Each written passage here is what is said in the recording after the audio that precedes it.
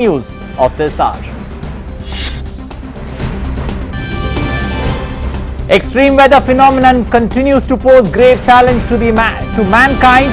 Heat waves, wildfires spread shock and fear across Europe.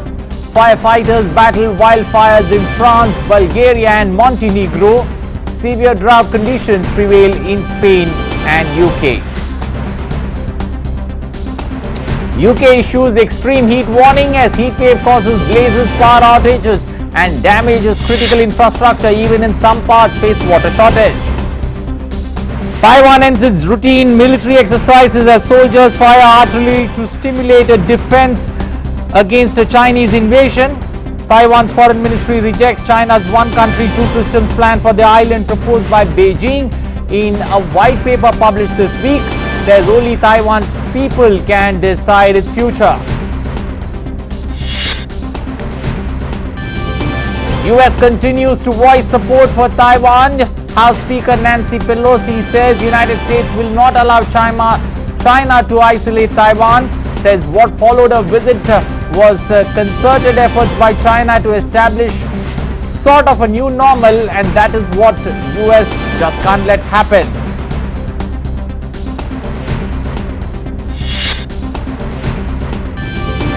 Defense ministers of Ukraine, UK and Denmark to host ministers from allied countries today in Copenhagen to discuss long-term support for Ukraine, including military training, mine clearance and weapon supplies.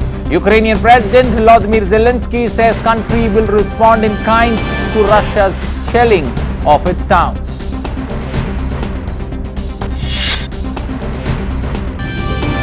A suicide attack on Indian Army camp in Rajouri district foiled. Security forces neutralized two terrorists in an encounter in the Pargal area. 3 soldiers succumbed to their injuries and embraced martyrdom. Search operations underway.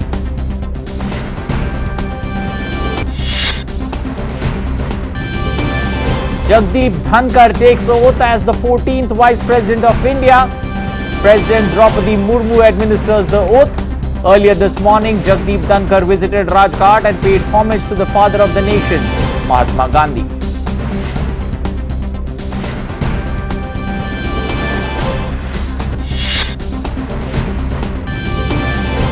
And Prime Minister Narendra Modi greet people on the special occasion of Raksha Bandhan, celebrates the special festival with the daughters of the staff of PMO at his residence in Delhi.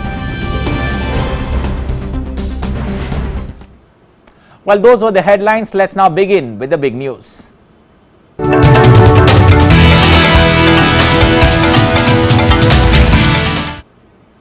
An unprecedented and fierce heat wave has taken over the whole European continent, killing more than 1,000 people.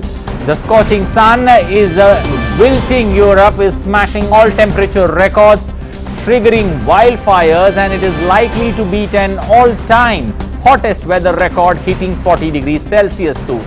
Extreme heat has already taken its toll on the continent, with France registering the driest July on record and England the driest in almost 90 years, underscoring the impact that a warming climate is having on vital infrastructure. The scorching heat is going to escalate pressure on the power infrastructure, which will add to the woes of the continent. Unprecedented heat wave singes Europe. Western Hemisphere is experiencing its worst July in many years. Europe is witnessing an unprecedented heat wave that has left a trail of disaster in many nations. From raging wildfires to extreme drought, the nations are battling an enemy that has left the people terrified and authorities exhausted. The wildfires have reduced thousands of hectares of forests and other land to ashes, forcing many people to the shelters, compounding the problem. Devastating and treacherous wildfires that hit southwestern France on Wednesday have destroyed more than 6,000 hectares of land and ravaged at least 16 dwellings. More than 1,000 firefighters and 8 aircrafts were also deployed in the fight against the blazes, which have struck France at the height of its worst ever drought and on the eve of a fresh heat wave that's expected to see temperatures topped 40 degrees Celsius on Thursday. Firefighters told reporters that the blaze had created its own winds that made its course unpredictable. He said the fight was complicated by the fact that fire had reached layers of peat in the woodlands, making even harder to damp down. Several thousand people, including the inhabitants of local retirement home, have had to be evacuated. The dry, hot weather in Europe this summer led to numerous wildfire episodes in Bulgaria and neighboring Balkan nations. Bulgaria's National Institute of Meteorology and Hydrology has the vast majority of the country, including central Bulgaria, at the maximum alert level for vegetation fires. Firefighters were battling fire outbreaks in central Bulgaria on Wednesday. Drone footage shows vast areas plagued with fire outbreaks, with dense smoke rising and fields burnt to the ground.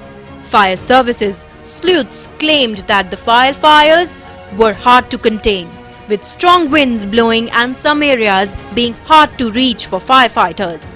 An estimated 100 hectares were damaged in the area and fire burnt rare types of oaks.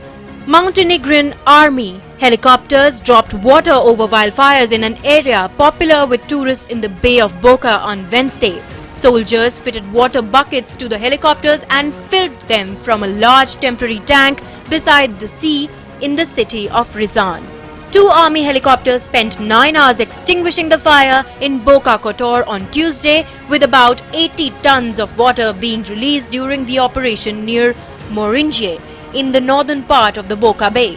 Croatia announced it will send a Canadair plane to support Montenegrin rescue services in battling the wildfires. Scientists have said the July heat wave was made at least 10 times more likely because of climate change, and this horror show on the plains of Europe is not just a message for the nation to tackle climate change on an urgent basis. It's a warning that unless the temperatures come down, the scenes like these can become a regular sight, devastating nature and forests and upending human lives. Bureau Report, DD India.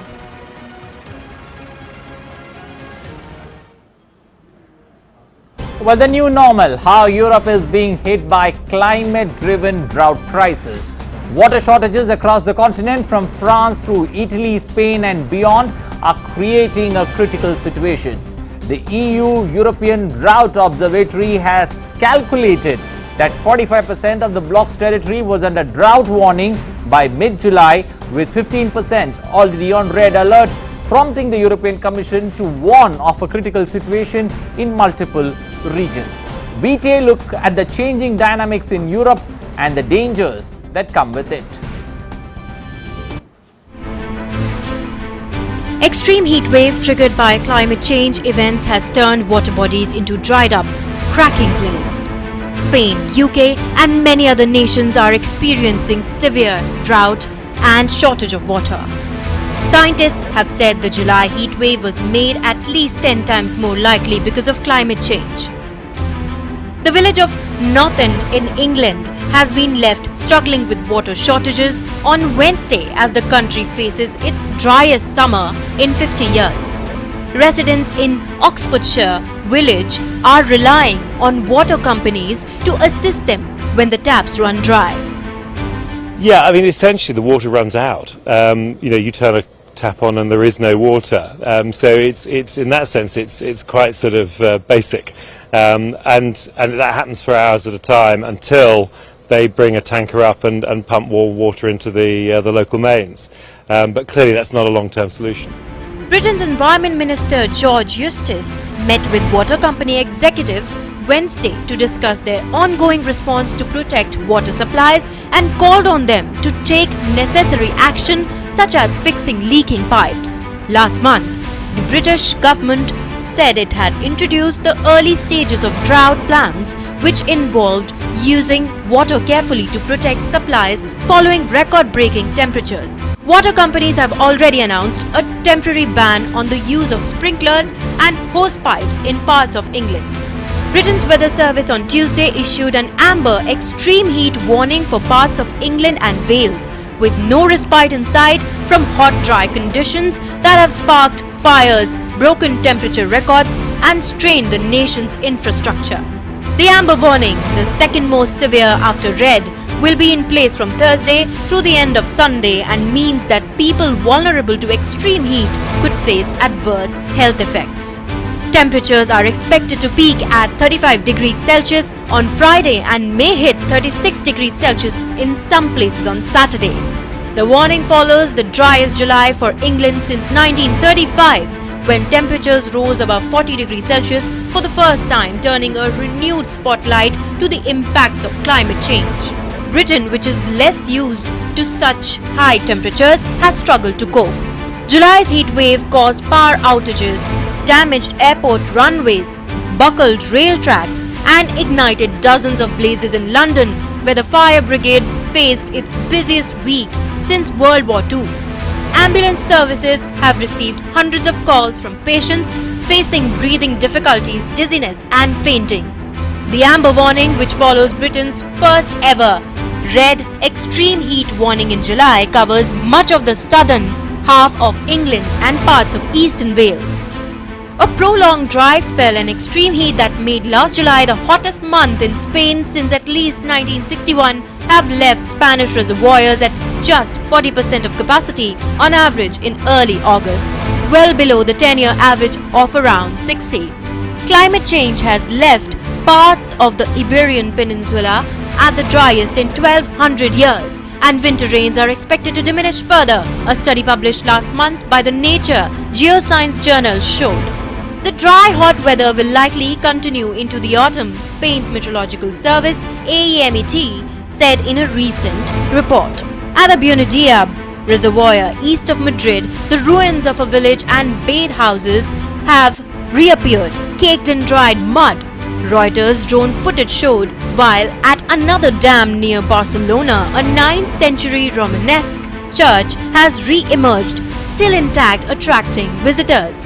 In the southern region of Andalusia, in Spain, one of Europe's hottest and driest, paddle boats and water slides lie abandoned on the cracked bed of Vinuela Reservoir, remnants of a rental business gone with the water, now at a critical level of 13%. In some parts, it's been several years without rain, and as the villagers in the part of the world say that if it doesn't rain unless they find some alternative water supply, the future is very, very dark. Bureau Report, DD India. Well, the future is very, very dark and global temperatures are on the rise. Let's take a look at this particular video wall and try and understand what exactly is happening. 19 of the hottest years have occurred since 2000. One clearly, self-explanatory line there on the heat and the heat wave that's the cause of concern. 2020 tied with 2016 for the hottest year on record. So clearly, things not looking good. Temperatures, July marked one of the 3 hottest Julys recorded globally. Again, things heating up. Temperatures crossed 40 degrees Celsius in parts of Europe, which includes Portugal, Spain, France, and the United Kingdom. Almost 2/3 of Europe that's under drought warning or on alert in July 2022. That doesn't end there. The United States witnesses 3rd hottest July on record in 2022. This is as per the country's weather forecaster in America. The Antarctica sea ice has reached its lowest value in July since 1979, or 44 years since satellite records are available. So the sea ice in both the polar regions have been continuously monitored from space since 1979, and it's at its lowest in 44 years. Heat waves are expected to get worse. On an average, heat extremes are now 3 times more than frequent. So that's something, earlier it used to happen once in a decade without any human influence on the climate. It's 3 times more frequent now. Rising greenhouse cases and heat wave cases to worsen. This is where things are going to get even more difficult, because greenhouse gas emissions into the atmosphere are going to cause more harm. Until then, red heat waves are set to worsen across the globe. A failure to tackle climate changes means heat extremes escalate even more dangerously. and countries who had agreed under that global 2015 Paris Agreement to cut emissions fast enough to limit global warming to 2 degrees Celsius and aim for 1.5 to avoid the most dangerous effects that the world could see. The current policies would not cut emissions fast enough to meet either of the goals of 1.5 or 2, so that's another cause of concern. A heat wave that occurred once per decade in the pre-industrial era would happen almost 4 to 4.1 times a decade at 1.5 degrees Celsius of warming and 5.6 times at 2 degrees Celsius. This is according to the IPCC, which does its regular studies on environment and the troubles with climate. Let's now also take a look at what exactly is climate change driving. How is it driving wildfires across? Climate changes increases hot and dry conditions. What it helps is that fires spread faster, burn longer, and the rage becomes more intense. Just in the Mediterranean region, it has contributed to the fire season starting earlier this year, burning more land because of this. Last year, more than 500 million hectares burned in the European Union, making it the bloc's worst or the second worst forecast for the year on record after 2017. That doesn't end there. Hotter weather also saps moisture from vegetation, turning it into dry fuel that helps the fires to spread across the region. Also, hotter temperatures are pushing wildfires into regions not used to them, and they are thus less prepared to cope with the rising calamity that comes with them. Let's also take a look at the European continent, how the European continent is facing this particular wildfire and the way things are going. But before that, let's also take a look at Spain. Spain, the emergency crews are battling fires in 5 regions. The temperatures are as high as 47.5 degrees Celsius. Shifting to France, where 35,500 people were evacuated due to fires in France, and things not looking good in other parts of Greece, where hundreds have been evacuated due to fires around the capital Athens. The story doesn't end there. You go to Portugal, you go to England, you go to Germany, things not looking normal, things looking pretty difficult, especially when it comes to the European continent.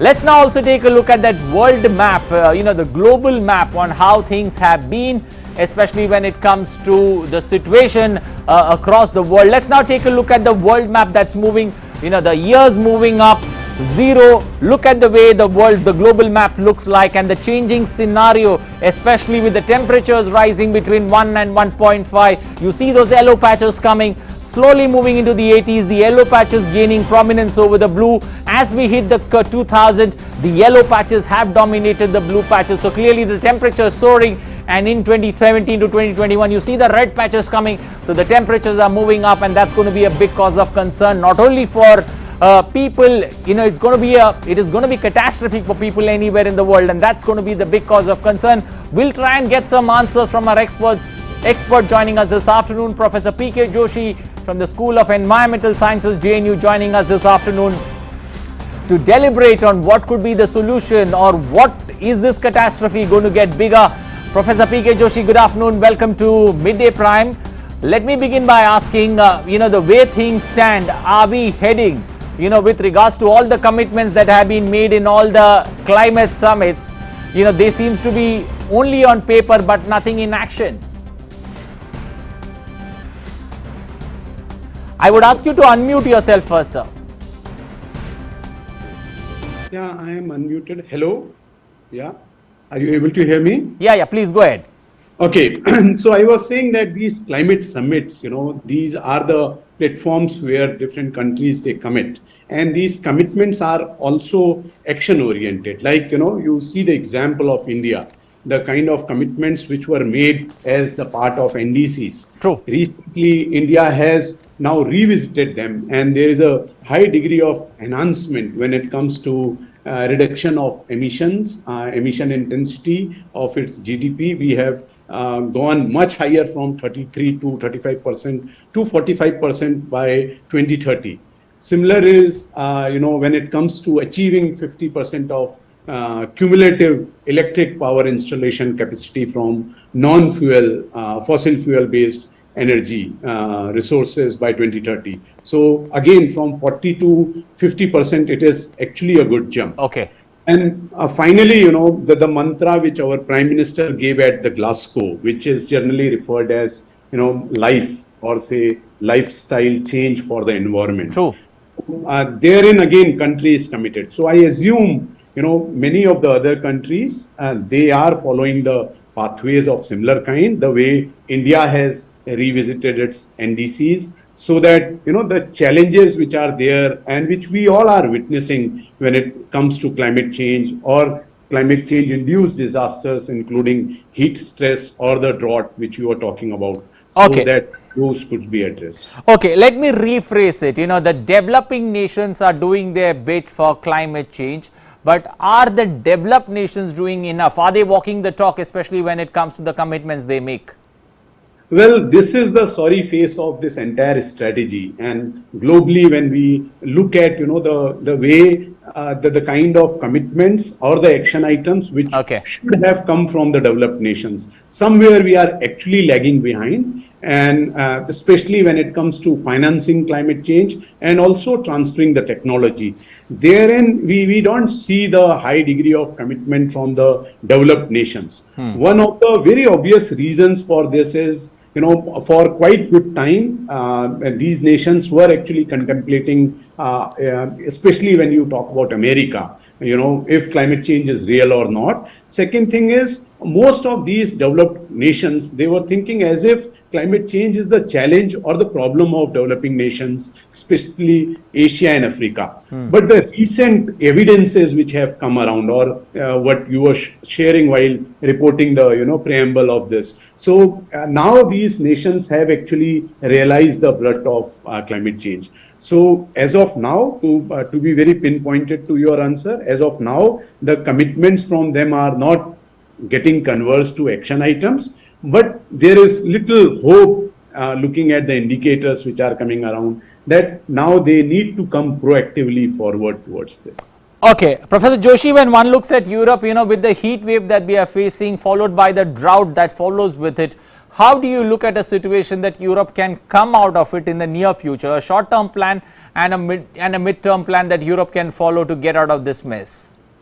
Well, this is all to do with global, specifically global surface temperatures. And it is very much linked with the impervious surfaces, or the, we call it, concrete, or sealing the land or sealing the soil kind of phenomena, wherein more of a concrete structures are coming in at the cost of greener areas or open areas. One thing is, the countries of such kind need to relook the options of nature-based solutions, wherein open water bodies or green cover need to be enhanced, and somewhere a tapping has to be brought onto the kind of constructions which are over there, so that surface temperatures could be minimized. Otherwise, if you try listing the causes of climate change, whether it is usage of fossil fuel, deforestation, production of waste, power plants, these all things ultimately contribute to global environmental change or global warming. So these nations need to have much more clearer pathways or action items towards this. Okay, looking at the immediate future, the immediate solutions that one looks at, how would you see them navigate through these tough times, especially the heat wave, which is never seen before, compounded with a drought that could come, which could lead to, an immediate food crisis that the continent might face?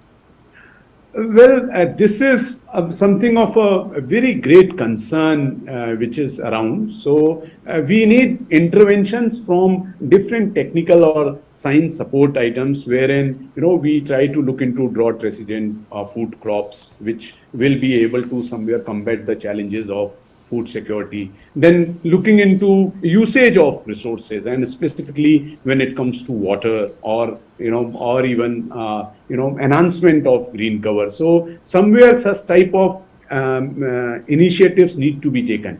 But when it comes to tiny steps which could be taken up forward very quickly, is re-looking at the lifestyles, re-looking at the dependence of energy, or bringing into a subject of enhanced energy efficiency in sustainable lifestyles, or bringing into the concept of strategic knowledge which can enhance sustainability in resource usages. If these things could be taken care of, probably, I am not very confident still, but probably some kind of mitigation kind of events could be seen in near future. Okay.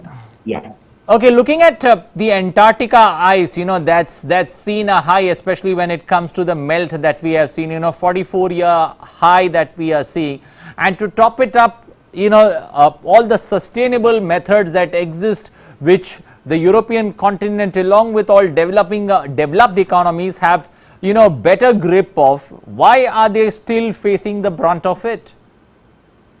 Well, we shouldn't localize the climate change as an event. It is a global issue. It is a global problem. And any kind of changes taking place in any part of the world are subsequently affecting the entire atmospheric or land surface interactions and all. So definitely, when you talk about these specific locations and all, those are relatively more sensitive, given the ice sheet, glacier covers which are over there, which are the first indicators of the impact of climate change. But even these developed countries, though these things are happening in given geographical locations, we need to think in a global perspective. How such type of challenges could be addressed across the world. It's just not like, a very local specific challenge. It is a global challenge. It needs to be looked from the global telescopes and identifying solutions in that front. So if those kind of holistic and integrated approaches will be needed, thorough thinking and converting those into action items. Well, clearly something needs to be done, especially to look at the way forward to overcome this particular crisis. That's just not a matter of concern, maybe for the continent of Asia and Africa in particular, but for the entire mankind and for Earth in whole. Thank you and appreciate your joining us, Professor P.K. Joshi, from the Center of Environmental Studies, JNU, this afternoon on Midday Prime. Well, time now to shift focus to our developing story.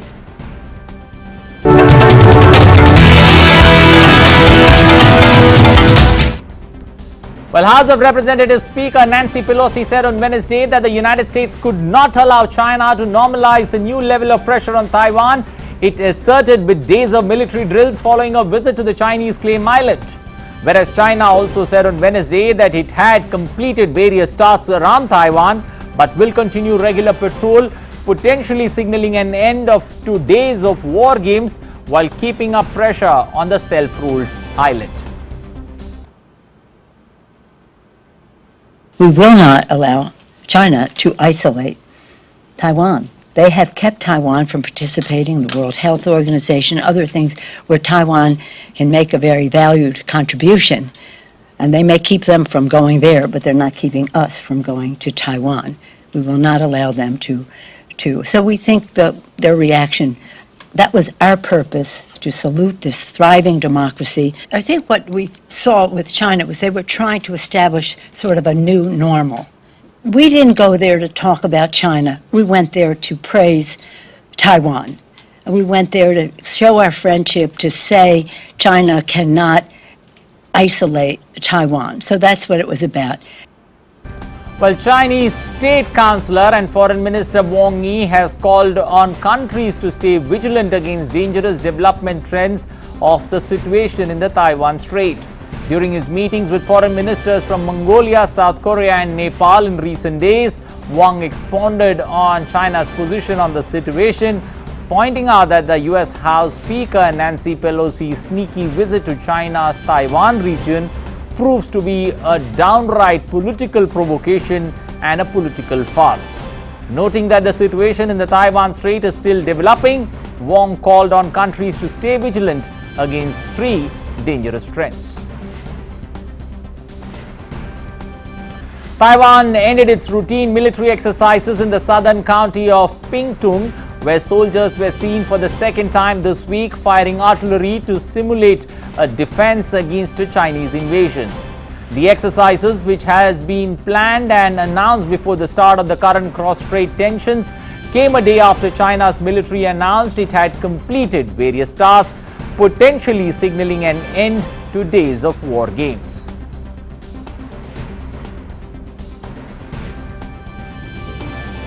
Meanwhile, Taiwan rejected the one country, two systems model proposed by Beijing in a white paper published this week, the self-ruled island's foreign ministry said on Thursday.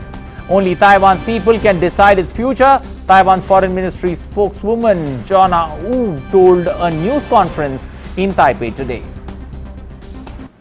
The two sides of the strait are not affiliate to each other, and we reject one country, two systems model. Only Taiwan's people can decide its future, and only the government elected by the people can represent the people of Taiwan in the international community. Well, moving on to our next segment, National Prime.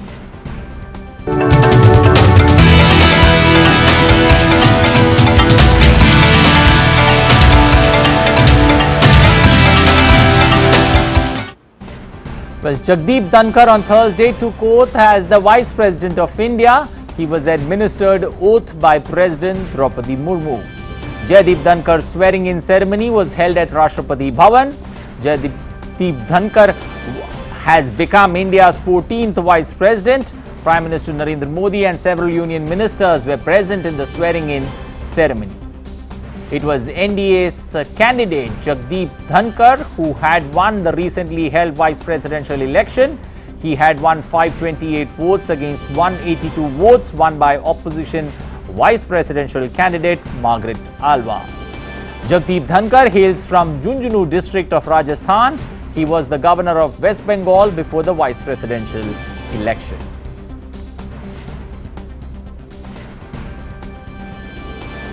Shifting focus, a suicide attack on the Indian Army camp in Rajouri district was foiled today morning after the security forces neutralized two terrorists in an encounter in the Pargal area of Rajouri district of Jammu and Kashmir. According to army sources, the two terrorists were spotted crossing the fence of the army camp at Pargal, which is located around 6 kilometers from the Darhal police station. The Jawans deployed in the area retaliated against the infiltration attempt, and an encounter broke out with the terrorists. In the encounter, two terrorists were killed while 5 army personnel sustained injuries.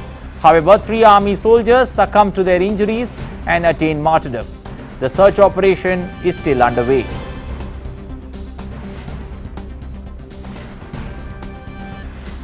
Well, now news about Har Ghar Tiranga in the run-up to Independence Day.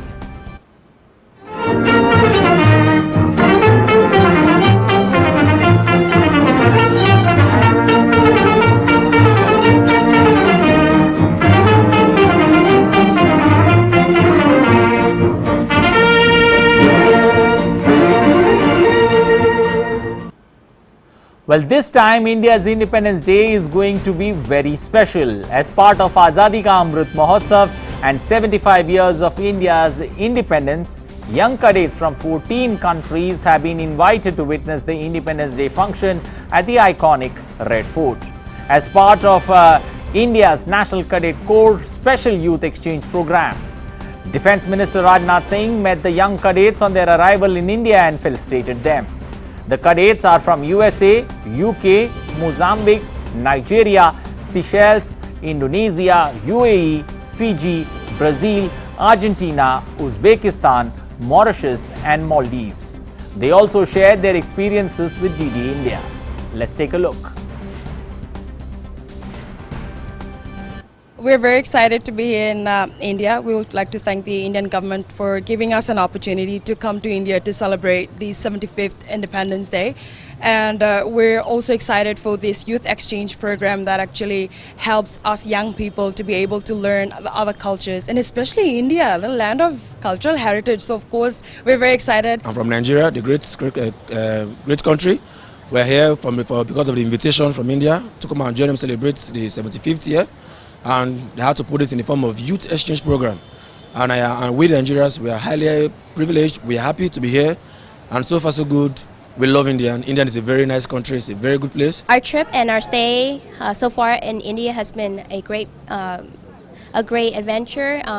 The Indian government, as well as the National Cadet Corps, their hospitality has been very great, and we really appreciate. And it almost feels very surreal being here so far. It's just a beautiful country. On behalf of all Mozambican cadets, I would like to take this unique opportunity to thank the Republic of India to represent our country, and the opportunity to be here to participate on the 75 years of independence of the Republic of India. Hello everyone, it is Fildi from Gerakan Pramuka Indonesia, Indonesian Scout Movement. I am here invited by the NCC of India, and I really hope that we can make a collaboration in the future between Indonesia and India, and I hope that next time that we will have a good collaboration. Well, my name is Colonel Patrick O'Mara. I'm with the Army Cadet Force in the United Kingdom. We have 10 cadets here,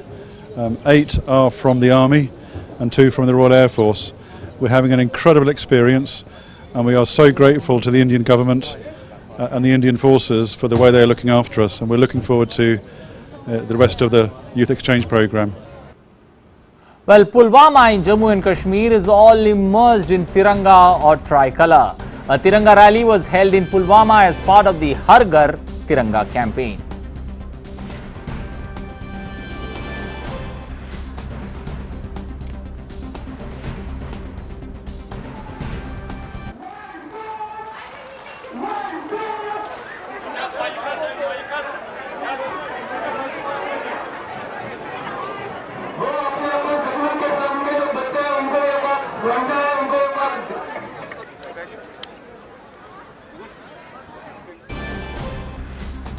Prime Minister Narendra Modi celebrated Raksha Bandhan with the daughters of the staff of PMO at his residence in New Delhi. The girls tied Rakhi on PM's wrist and the Prime Minister blessed them.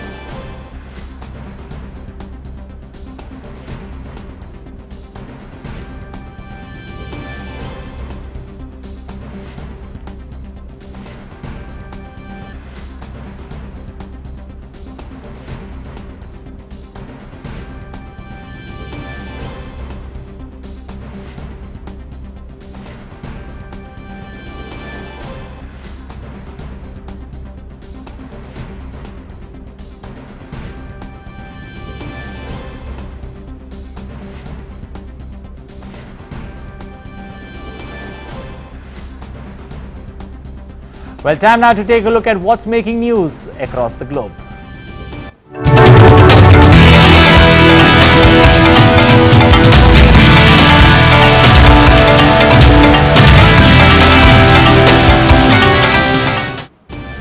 Well, former US President Donald Trump refused to answer questions during an appearance he made before the New York State Attorney General in a civil investigation into his family's business practices on Wednesday.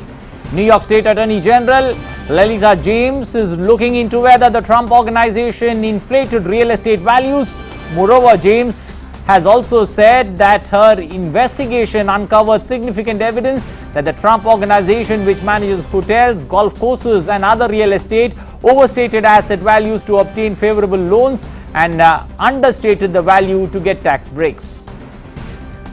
Expressing his views on the matter, Neymar Rahmani, a former federal prosecutor, while talking to the news agency, said since Trump has tried to avoid this case at every step, so now he's been unable to get the case dismissed. According to Rahmani, settlement might not happen for both legal and political reasons.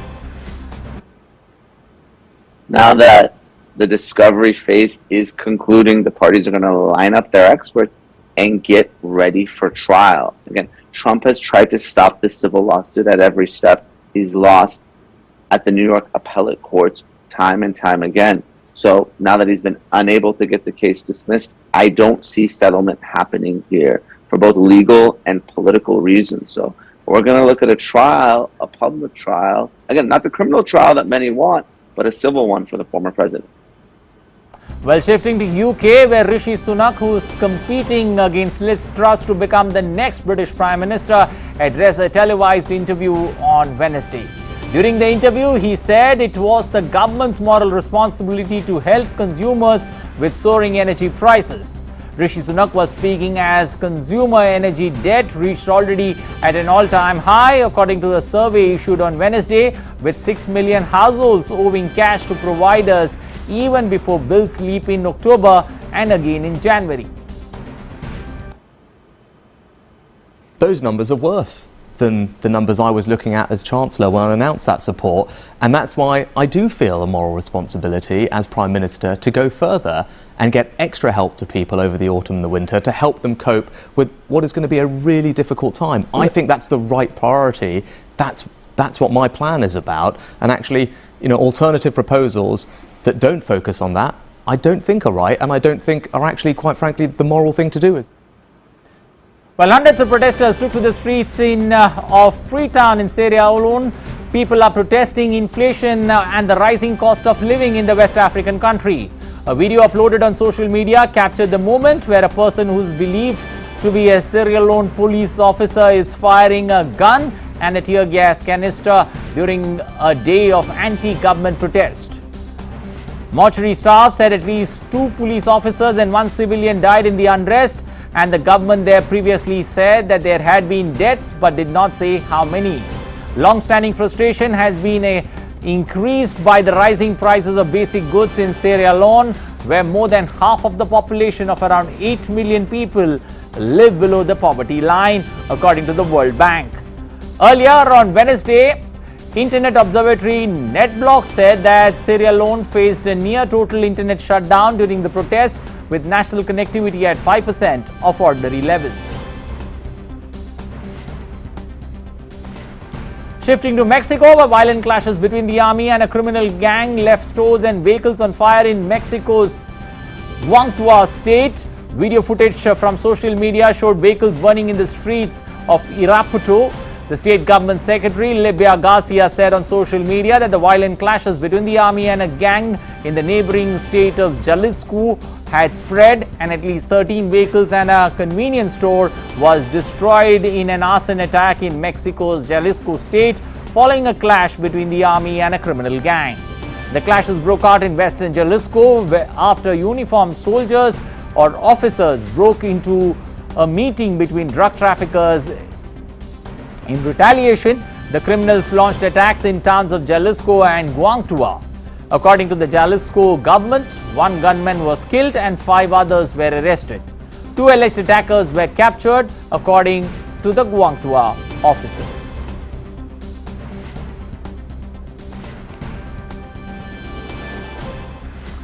Argentina's leftist groups and unions were marching to the Plaza de Mayo Square, waving flags and holding signs against the IMF.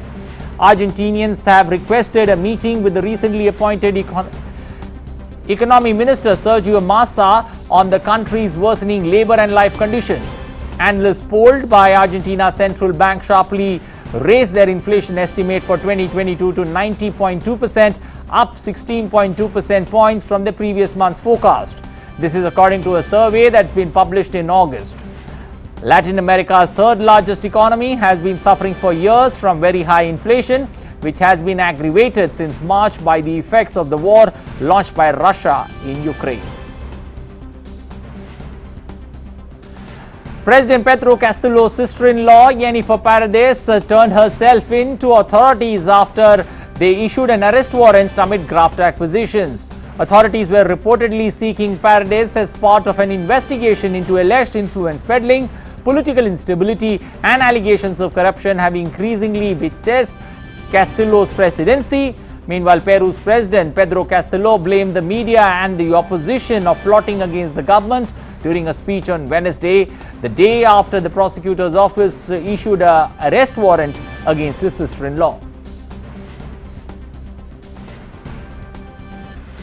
Meanwhile, explosive fire at Cuban oil storage facility as flames engulfed a 4 tank at an oil storage facility in western Cuba on Tuesday as the raging fire consumes critical fuel supplies on an island grappling with a growing energy crisis. Aerial footage showed that aftermath of what officials described as the worst fire in Cuba's history. Officials said the fire destroyed 40% of Cuba's oil depot and caused massive blackouts, and firefighters and specialists from Mexico and Venezuela helped fight the blaze in the province of Matanzas with both planes. One firefighter died and 16 went missing, and 5 others remain in critical conditions. Well, Brothers of Italy leader Giorgia Meloni recorded a video message on Wednesday to reassure Italy's partners a right-wing government led by her would not threaten financial stability and would stick to Rome's traditional alliances. In the video, Meloni dismissed as nonsense claims that she would head an authoritarian government, saying such views are inspired by the powerful media circuit of the left.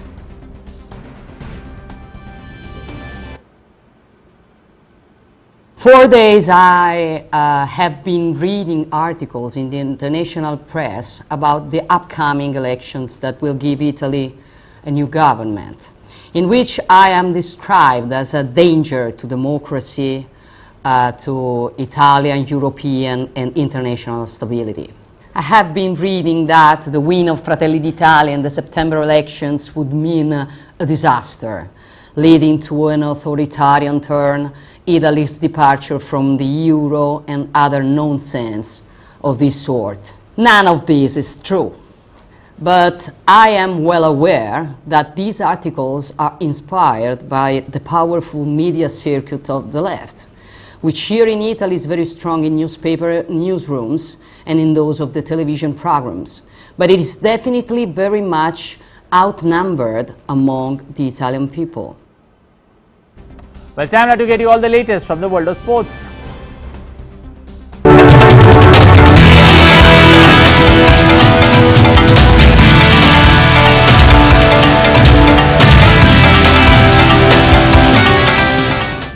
Well, I've got my colleague Samriddhi standing by to get us the latest from the world of sports. Samriddhi, over to you. Well, thank you, Anil. First up, news from the Premier League, where Karim Benzema became Real Madrid's all-time second top scorer as the Champions League winners beat Eintracht Frankfurt to win the UEFA Super Cup. Benzema got the second in a 2-0 win to move ahead of Raul in the club's all-time scoring stakes. Now, he has 324 goals, and only Cristiano Ronaldo, till now with 450, has scored more for the club.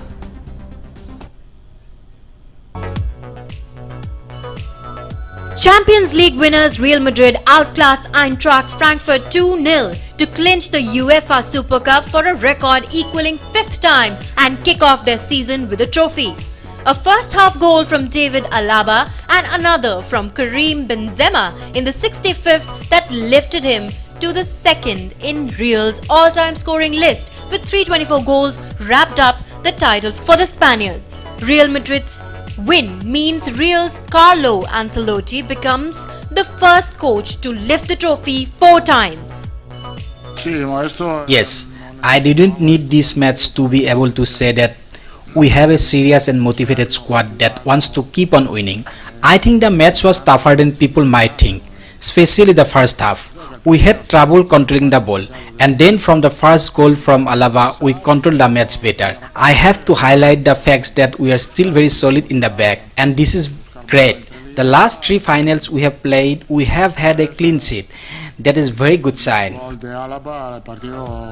Speaking on Real Madrid's Karim Benzema, coach Carlo Ancelotti said Karim Benzema is most important player for them.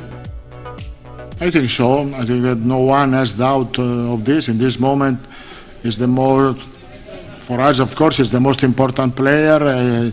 Is the most efficient player in the world in this moment. Karim was really important to win the Champions League. Also, we didn't score in the final, but with his goals, we played the final because he scored 3 goals against City, 3 goals against Chelsea and Paris Saint-Germain. So it's so important for us, and no doubt that he is at the moment the best. While Real Madrid's Casemiro has received the official Player of the Match award for his display in the UEFA Super Cup. Yo creo que No, it's nothing. Those are battle wounds, you know. I think not only I, but all of us always try to give our all on the pitch. It's hard to talk about a trophy like this because at the end of the day, I am much happier about the title win. And I think we need to value the title which we won as a team against the Europa League champions. We knew it was going to be tough, and I think it is a great start off with a win. It is to be mentioned that Europe League winners and Drought had offered some resistance in the first half and had chances to score but were eventually overrun by the Spaniards. The win brought real level with AC Milan and Barcelona, who have also 5 Super Cup wins. Sports Desk, DD India. Well, moving on, the first stop on Serena Williams' farewell tour came to a quick end a day after announcing her forthcoming retirement from tennis. Serena fell 6-2, 6-4 to Belinda Bencic in second round action at the Canadian Open on Wednesday. Williams arrived on the court to a standing ovation and had the full support of the capacity crowd throughout the 77-minute match, but was unable to conjure up the old magic that helped her lift 3 titles in Canada. Now, after the match, Williams was presented with the team jerseys of Toronto's NBA and NHL teams for her and her daughter, who was in attendance, as well as a bouquet of flowers that she carried off the court while wiping back tears. Prior to the match, a tribute video was played featuring comments from tennis pioneer Billie Jean King, current players like Coco Gauff and Emma Raducanu, as well as ice hockey great Wayne Gretzky, and highlights of Williams' Canadian triumphs. Now, 2 Pakistani boxers have gone missing in Britain after the end of the Commonwealth Games in Birmingham. Reportedly, Suleiman Baloch and Nazirullah, the 2 boxers, disappeared from the Birmingham airport. Now, the Pakistani boxing contingent was due to travel back to the country from Birmingham, but the boxers were nowhere to be found. The travel documents of both the boxers were in possession of the team management, which made their disappearance more suspicious. The London police have been informed about the incident, and notably, Baloch suffered defeat at the hands of India's Shiva Thapa in the 63.5 kg category, while Nazirullah lost to England's Lewis Williams in the heavyweight category. Now, this is not the first time Pakistanis or athletes from other countries have gone missing from a major sporting event in a foreign wealthy country. A number of African athletes went missing from a tournament in Australia in 2018. In 2002, 26 athletes vanished during the Manchester Games. 9 athletes and a manager of Sri Lanka team also disappeared after completing their events, the 2022 Commonwealth Games. The World Cup in Qatar will kick off a day earlier than scheduled if FIFA's ruling bureau agrees to a plan to hold the opening ceremony and the host nation's first match on Sunday, November 20th, a source close to the discussions told the media. Now, the original plan was for the opening ceremony to be held before Qatar's game on November 21st against Ecuador, which created the unusual situation of 2 matches being held before the ceremony. Normally, the ceremony is conducted before the kick-off of the first game of the tournament. The Group A match between Senegal versus Netherlands and the Group B match between England and Iran were scheduled to take place before the ceremony. The plan has to be voted on by the heads of FIFA's 6 regional confederations and President Gianni Infantino, but despite the late notice, is expected to win support. The switch to a November 20 opening ceremony and game would allow the Senegal-Netherlands match, scheduled for 1300 local time on November 21st, to kick off later in the day. The Group B matches on that day, which also include the United States versus Wales, would be unaffected. Another source close to the proposal said the switch could be confirmed as early as Thursday, and that the plan was to ensure that fans did not have to pay for any changes to flights or accommodation. People living in Qatar said that they were supportive of the idea, as it will allow the Qatar national team and the country to get more of the spotlight when the tournament begins. And finally, French freediver Arnaud Géraud broke the deepest dive world record in the Bahamas on Tuesday as he descended to a depth of 120 meters in by fins. The dive, which took 3 minutes 34 seconds to complete, is the 7th time Géraud has broken the world record in his career and the 2nd time in the last week. The 26-year-old, along with 41 other athletes, were competing in the Vertical Blue, an annual competition that takes place in the Bahamas. That's all in Sports Prime for now. Back to you, Anil. Thank you, Samriddhi, for those quick updates from the world of sports. Well, that's all we have time for in this edition of Midday Prime. If you like our program, do tell others. If you don't, drop us a mail. Well, that's it from me and my entire team. Thanks for watching. Bye-bye. Take care.